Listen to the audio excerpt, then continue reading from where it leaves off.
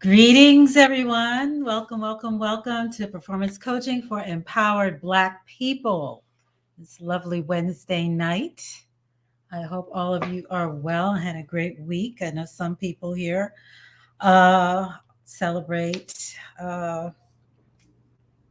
Valentine's Day. I celebrate Love Day every day for my people. But if this is something special for you that you do, um, much love to you and hope you have a safe and lovely evening. But I'm glad that you took some time out to join me this evening. Thank you so very much. You saw the title, so hopefully that was intriguing for you to come and join me tonight. So I do appreciate the time that you're taking out to do that this evening. The title, How Are You Making Black History? How are you doing that personally? We're celebrating, as we know, Black History Month, and uh, in the vein of doing things differently and celebrating our people, and understanding what our history means to us, and how your personal history weaves into that. We are going to be thinking through this, just giving you some food for thought tonight about how you engage in doing that for yourself and showing up in that way for yourself and for your families. So, if you're new to me and you're new to this channel, my name is Diane Thomas, and I am a mom, a grandma, or Gigi. I have my girls call me Gigi, auntie, uh, um, friend, sister friend, an empowered Black woman. And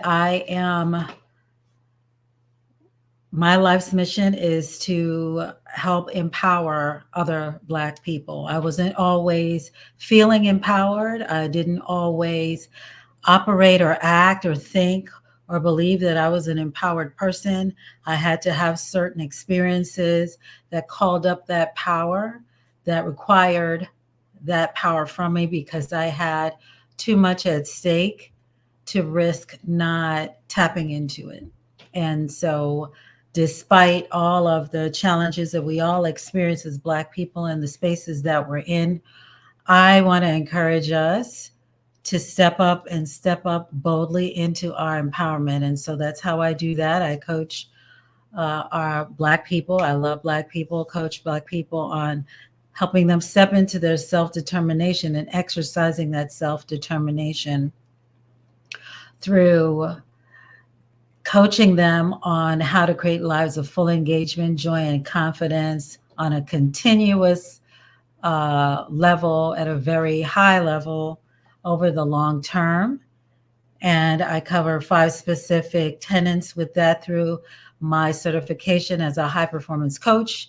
I help them seek clarity, generate energy, develop courage, operate at a higher level of productivity.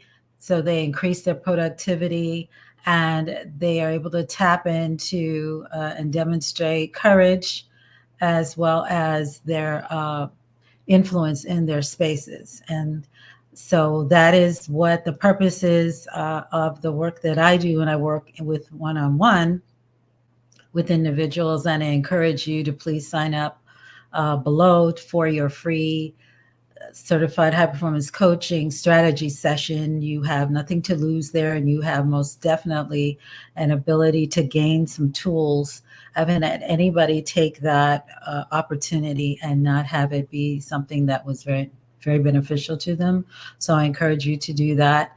And also, before I forget, also encouraging you to like, subscribe, and share, as well as hit the notification bell on this channel so that you are notified, because YouTube is kind of funky sometimes. You may not get the notifications. You also have an opportunity to sign up to get email notifications as well, to be added to the email list. I know a lot of people are like, that's the last thing I need is any more stuff in my mailbox.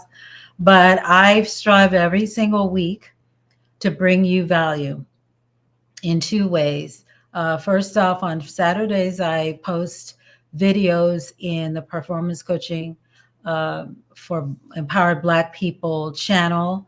And those videos cover a topic relevant to the 5 areas of high performance that I mentioned before, to give you some food for thought to think through, and maybe some perspectives, hopefully, that will help you, tidbits and whatnot, that will help you as you are achieving while Black in these spaces. And as well as meeting here on Wednesday nights at 7 p.m. Eastern time to help you see where there may be some synergies between what you may be learning in or experiencing in your life, and how the coaching experience in a very formal setting, which is where informal setting rather, that we are in this space, can be beneficial to you, because there's a lot that we need to do and be in these spaces as we are achieving while Black. And so hopefully that is something that you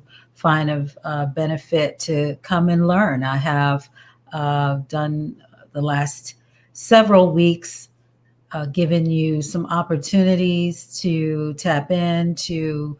I'm always quizzing, and I'm in a mindset of asking questions as a coach. So I do the same thing here in this space. I'm coaching, I'm asking questions of you, and hopefully you will find them useful as you are thinking. Because sometimes when we change the way we look at things, the things we look at change, and sometimes we're able to change the way we look at things from a simple question. And so that is the intent of these sessions that we have here on Friday. On Wednesday nights. So hopefully that is bringing value to you. And I also mentioned as well, this is a space of empowerment. I reject the constructs of Black excellence and Black exceptionalism. And that's why I speak specifically in the way that I do to our people. We are already excellent. We are already exceptional within and of ourselves. We don't need a construct created by the dominant society for which we need to contort ourselves to fit into. We're more focused on activating who we are already, as opposed to trying to assimilate into somebody else's paradigms. So I am all for that, and that is what I speak about consistently. That is my value, one of the values that I hold. So as we are looking at this, as February, Black History Month, as I mentioned before, and we spend the month thinking about, or it's more top of mind, because we are very much aware, those of us who are staying conscious, as to the significance of events and things that have impacted our Black community over the many years. But when I think of Black history, I think as well about the history that's being made every day by amazing people just like you. People who defy the odds, people who are trailblazers, people who are self-determined, people who are empowered. That is a significant, the things that we do, in other words, around that is significant. And so it is not to be dismissed. History isn't only written in books every day. We're living it every day. In other words, it's not just the stuff that we read in books. So when I talk about empowerment, when I talk about being a trailblazer, when I mention those terms, defying the odds and self-determination, what do you think of? Or who do you think of? Maybe you think of yourself. What feelings are evoked when you think of those words and think of those terms? When you think about the Black history that you're making every day, or that you want to make, what comes to mind? What are the significant things that you want to be able to do in the world in your family, in your life. What do you think it's going to take, and what has it taken already for the amazing triumphs that you have already achieved, and for you in your own personal Black history, what significance does that hold? Those are I believe questions that we don't always ask ourselves or think to ask ourselves, but they're most definitely important as we are framing what our legacy is gonna look like. And when you get to a certain age, legacy is top of mind. I think I read somewhere usually that begins to be in a part of one's thought process, like in their mid 40s. They start to think about legacy. They start to think about what they're leaving behind, what they're laying, and being very much more conscious than they may have been about it when they were in their 20s and 30s. And I know that is definitely the case for me. You know, when we study the lives of our cultural heroes in books, there's significant things that we think we want to, emulate from them, even though, or emulate about them. And hopefully, those who have who have been able to be students of our cultural icons have uh, taken the lead and taken the best of what they have laid out and made determined effort to lead their lives very similarly. What would the history book say about you?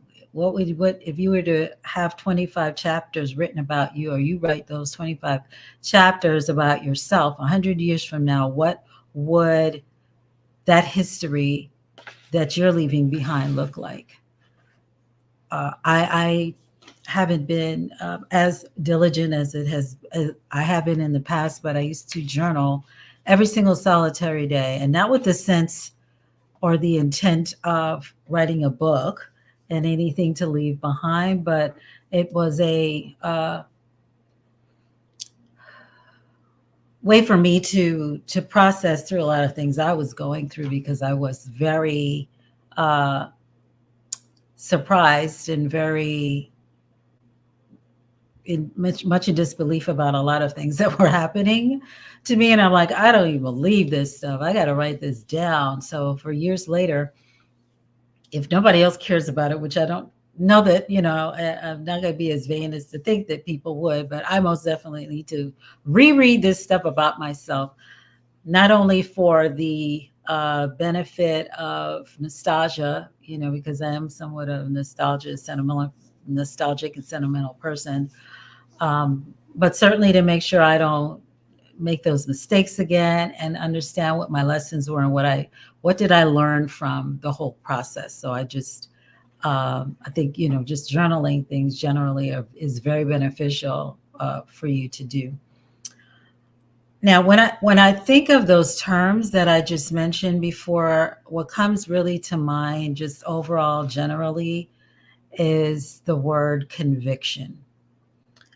Being convinced beyond a shadow of the doubt of the value of a perspective that I hold, that I can't imagine that there's any alternatives for. Uh, the ability to have a point of view, a belief, whatever term you want to use, and you are so zeroed in and focused on that this is just the way you live your life. So you have a conviction around whatever that value is. For instance, when I first embarked on the road to entrepreneurship, it's something actually I had thought about doing 30 years ago. And I sometimes forget my little fits and starts that I had even before I actually went to the process of going and getting an incorporation, incorporating my business and all of that. I had a little craft um, business. I called it a business. But I used to love crafts. I sew and I crochet, and and I also experimented with plastic canvas, which is a type of crafting material that you use with yarn. And so I had made desk sets, and I crocheted. Oh gosh, I crocheted hair accessories, and I and Christmas ornaments back when I used to celebrate Christmas. And I made also jewelry from hot glue, which is was something I hadn't even been familiar with, but I used a pattern, and I had bought these craft books from the craft store, and I had made all these little knickknack thingies, and I thought they looked pretty good. And I had gone to this is when I was living in the Virgin Islands, and we had uh, an arts center that I had gone to, and they would have craft fairs on the weekends, and so I had gone there, and I made one sale. I sold a uh, a Christmas ornament that I had made there. But I had a business name, and I had all this other stuff together. And so the fact that I'm here now and continuing into work towards entrepreneurship and develop a viable business that can thrive and that can support me in all the ways that it needs to be is a conviction I had over 30 years ago. And I stayed focused on it, and it has been a journey, and it's been extremely difficult journey, but it is one that I am convicted and beyond and convinced beyond a shadow of a doubt that I need to continue on because of my very traumatic experiences in the 9 to 5 working for people employment world. Uh, and the level of commitment that I've had to make to do this really has been very essential in my being able to continue to perform, because the level of performance, and it may be why I've leaned so much into performance as I am developing my approaches, and as I'm even now a certified high performance coach, because performance really is the decisions that we make about how we want to act on whatever it is we think. So, what we're convinced, you can have a conviction on something, but you then need to perform on it. You then need to do the thing. And so, performance really requires us to act on the courage. We have to have the courage. We have the conviction, but then we have to for to perform, we have to have that courage to move forward. And in high performance, we talk about doing that consistently over the long term. Now, courage is a very big topic, and it's one that I spend a bit of time. It's actually its own, as I mentioned before, separate focus area and certified high performance topic in high performance coaching. And I'm certainly not going to attempt to get into major details with it here on on this platform, because I just wouldn't be able to do it justice in the way that I would do on a one-on-one coaching call. But it's really essential to understand that it is central to growth and change.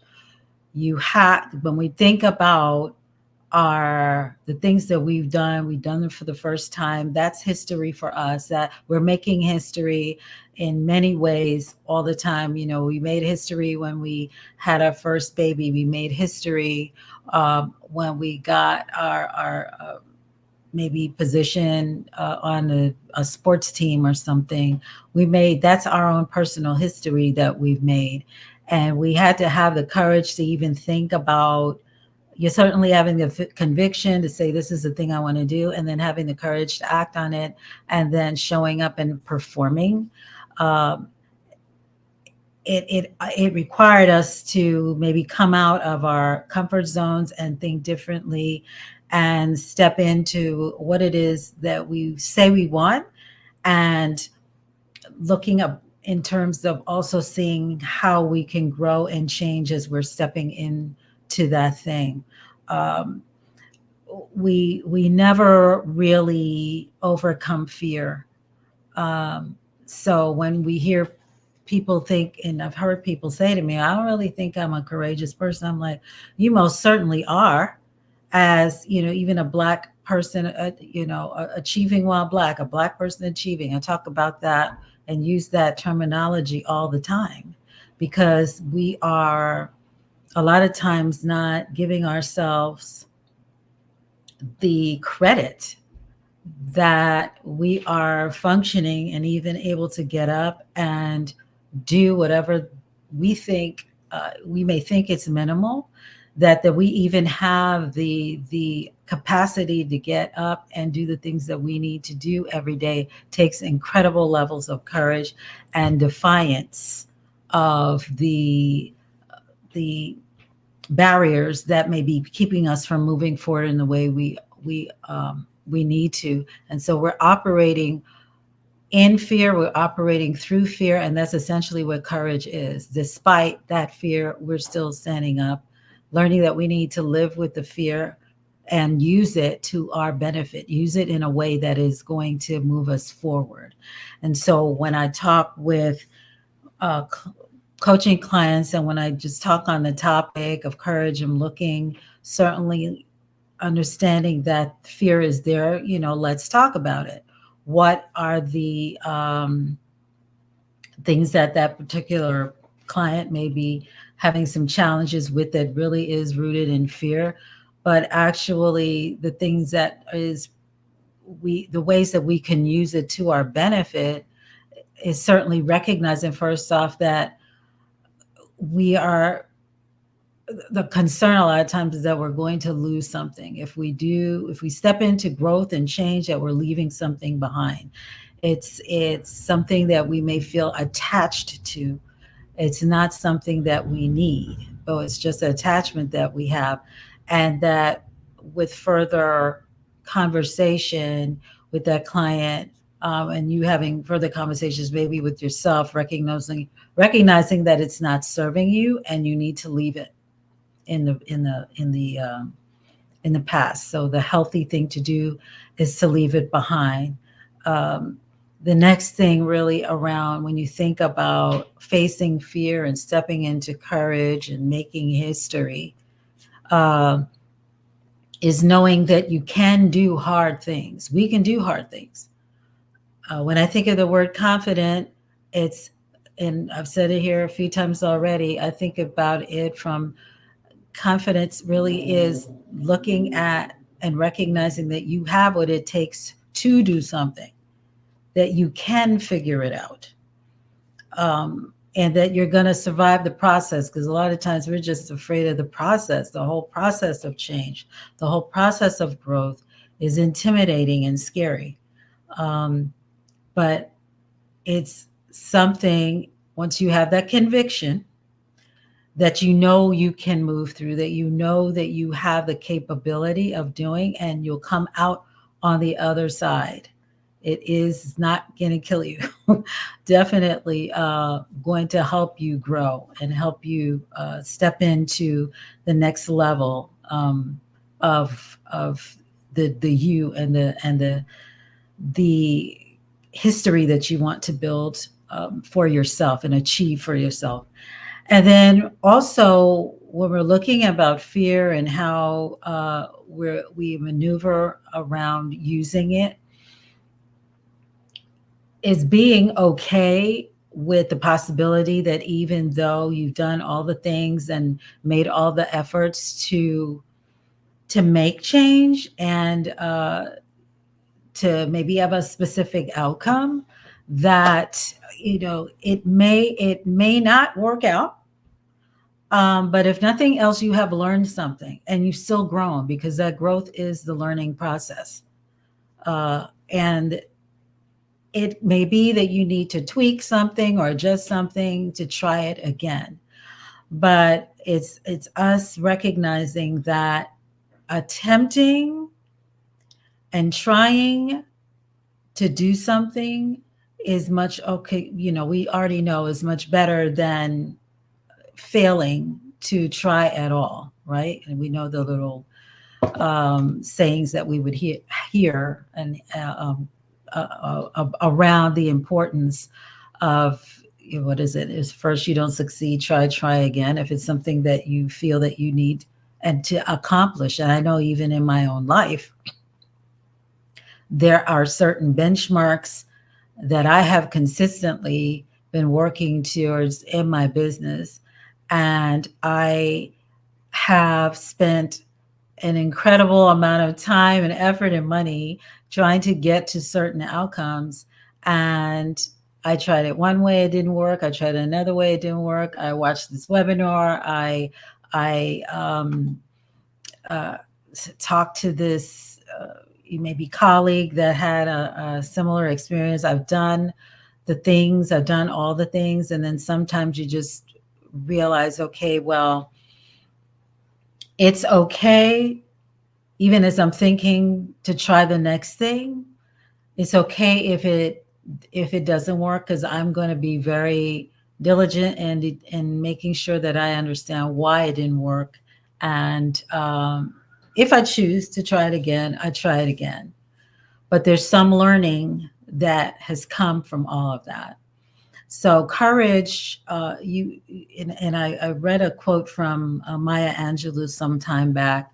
I thought it was very fitting for certainly in this process that we're talking about today. And what she said was, you can be erratically, you can do and be anything erratically. You can do it now and then. You can be kind, fair, true, generous, just, blah, blah, blah, about anything erratically. But to do that thing time after time takes courage, which she identifies as the most important of all virtues. Because without courage, you can't practice anything or any other virtue consistently. And that is so very true. Without courage,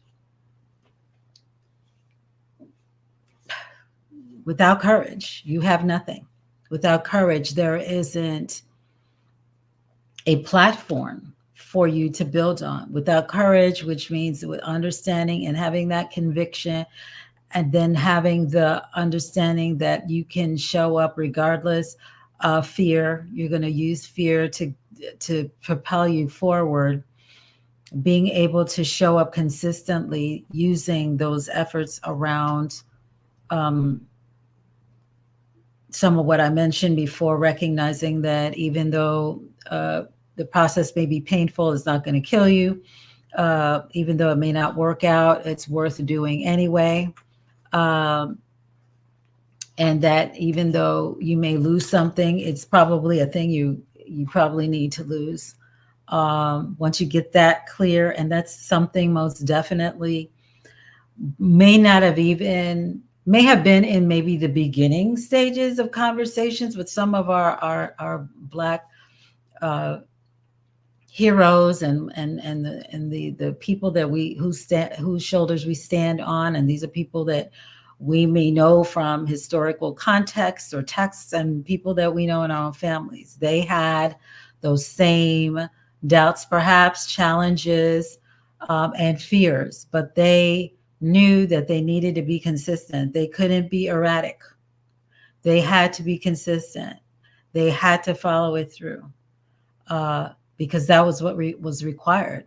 I've talked on this channel in various videos and even on these lives about tenacity, about, what is determination, being stubborn, all those types of things, if that's the term you want to use. Because really courage is something that is built over time. You build you do one small thing and then you build on top of that thing, and it makes you able to do the next and the next and the next. And so, as stepping stones, as you are building your life, you are leaving a history, and you are doing that in a way that seems like it's fits and starts, but everybody's story is like that. Some of the greatest biographies that I can think of, and stories of very famous people, they didn't get things right the first time. They had to go and do it again and again and again. And it's in the trying and in the failing that the growth happened and that the history was made. So, so I just had a few questions for you. Just giving that was just kind of my perspective um, on you recognizing that we all have a history and we all have a Black history. As Black people, we're making Black history. You don't need to have anybody celebrate you specifically. You celebrate yourself with that. So, um, just had a couple of questions to share here, and then if you have some um, things to offer, I would love to hear about it. So, in what ways are you showing up erratically? If you have a conviction, a thing that you are convinced beyond a shadow of a doubt that you value very highly, um, a perspective, an idea, whatever, but you have not been showing up consistently, you've been showing up erratically, what ways are those? Is it in relationships? Is it in work? What in what ways have you been showing up erratically? And then why have you been showing up erratically? Is it some fear-based thing? Is it something else? Maybe resources? And then the next question, what scares you about acting on the courage of your convictions? When we talk about fear, as we just did before, what is holding you back if it is fear? What specifically is scaring you about taking the step of action, coming out of your head and moving forward with something that you're doing, coming from thinking to doing? And then what act of courage can you take today to exercise your personal power and to shape or enhance your own Black history legacy? We're living legacies as we speak. And so, what act of courage can you take today to exercise your own personal power in shaping or enhancing that? Uh, Last week, I introduced uh,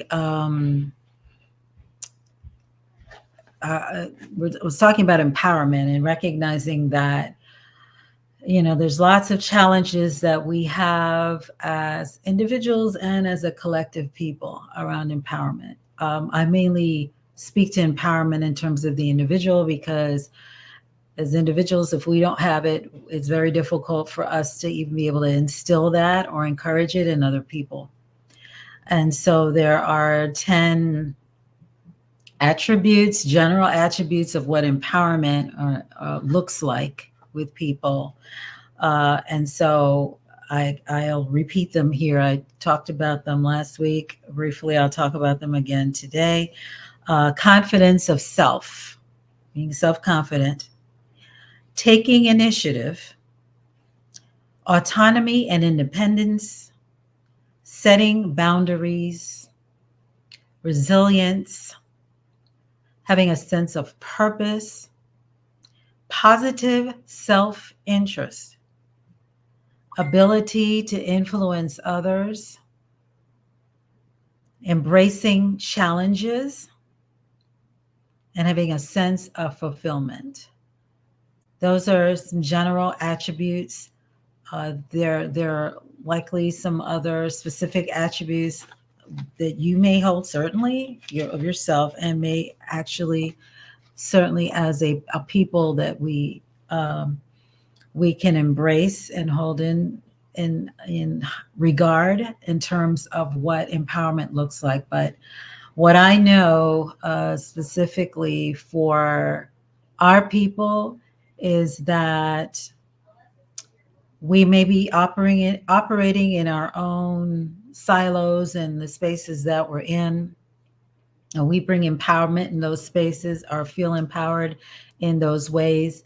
Uh, on our own, and we then live that every day, because a lot of us are actually operating on the courage of our convictions and making history, doing new things, doing hard things, doing things for the first time, breaking our own personal barriers. So that's a Black history that we're making, but we've gave ourselves agency and freedom to do that. I do I am, however, aware that there are a lot of people who are held back by things that they can name or maybe they can't name that are preventing them from being able to do that. And so I really am considering digging into each of these attributes, as I mentioned before, over the next few weeks and just talking in more detail about them so that we can have or give people some perspective, because sometimes you can't really figure out how you're supposed to address something if you don't have a baseline or benchmark for it, or baseline rather for it. And so once you have a consideration and you can kind of maybe measure yourself against it, then that would help some. So probably starting next week's session, I'll be talking more about these attributes, because I know that when I even talk with my clients and coaching, these things come up. All of these attributes in some way, shape, or form show up in the conversation, whether spoken or unspoken. But they're things that if you're not feeling as empowered as you need to as a person, you're not really going to be able to act um, on those convictions that you have in the way that is going to get you to the outcomes that you want. So with that, if you have any comments or questions, I would love to talk about those now, and engage you in those considerations around how you are making your own Black history or plan to do that. You've done it already. Maybe there are things you've done already. I would love to hear about what those things are that you've done already or that you are in the process of doing. What does that history look like? What does it entail?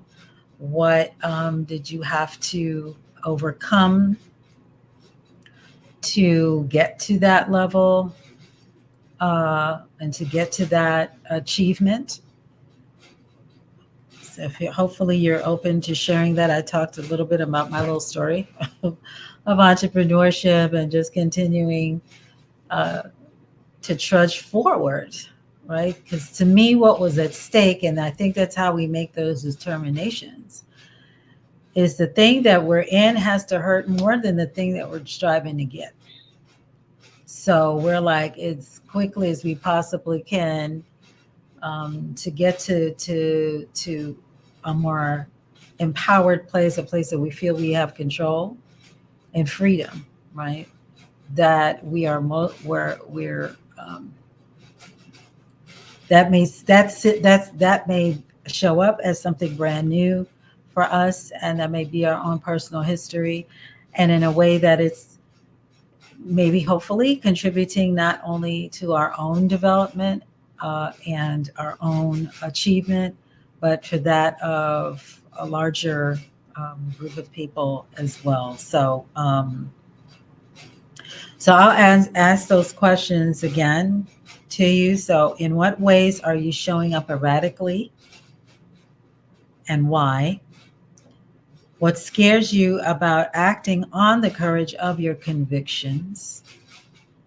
And what act of courage can you take today to exercise your personal power and shape or enhance your own history legacy? So those will be the questions that are there, and I hope that you take take a moment if you are not able to answer today and you are in a position to do so, to drop those thoughts in the comment section here in the Performance Coaching for Empowered Black People channel. Um, I am uh, very interested in getting you to some growth and abilities here that you may not have the opportunity to avail yourself of on a regular basis. So this is your opportunity to get some coaching in this space, and hopefully you are interested in taking advantage of that. So as I see there aren't any comments or questions, I will leave you to it for the night. I thank you again for your time and attention.